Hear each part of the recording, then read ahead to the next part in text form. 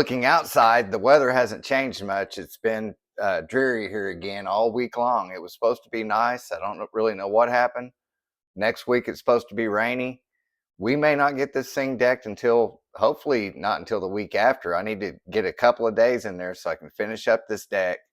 We can get it felted, and we can get ready to move on to the next phase, which is, the metal roofing, like I discussed before.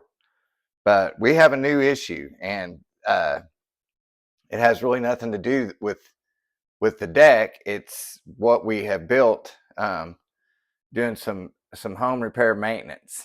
Basically, it's the hot water tank doesn't have the pressure or the heat on it that it should have. But hopefully, this propane heater is going to last quite a while. So that's what we're hoping for, because these things are a nightmare to hook up. They're great. They work great when they work, but they are not really super simple. So we'll take a look at the system, and then we'll take a look at fixing the problem. One of the biggest necessities of everyday life is hot water, and what we might just sometimes take for granted, the hot water heater. I found the unit. And in order to find your unit, if you don't have your documentation, your paperwork, just click your camera on the camera on your iPhone or your Android onto the little code on the side of probably any tank. Just about all of them have somewhere a code on it, and I was able to find mine in the dark. Click on that. It'll take you to the website, and they should have some downloads. That's what I was looking for. And right down here on this model, they have downloads right there. And I put the service handbook right here. And on this page 8, I don't know how I got off that. Okay.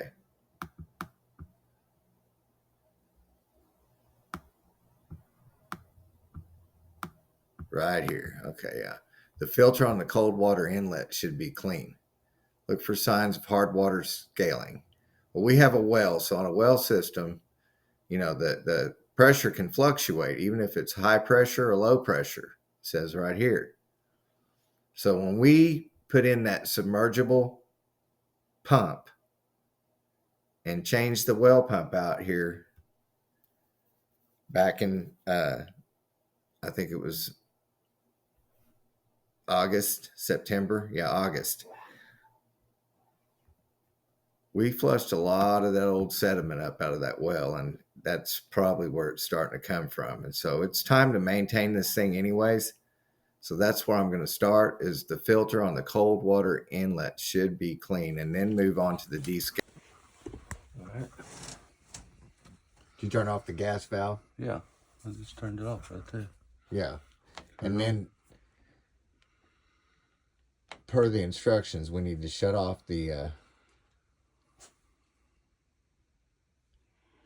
gas valve and then the power, and then turn it back on after 30 seconds. No, turn. I turn the water valve off. Yeah, you may go ahead just to be safe, unplug it down there. There you go. All right.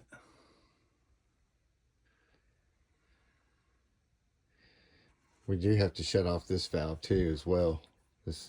Both valves, cold and hot.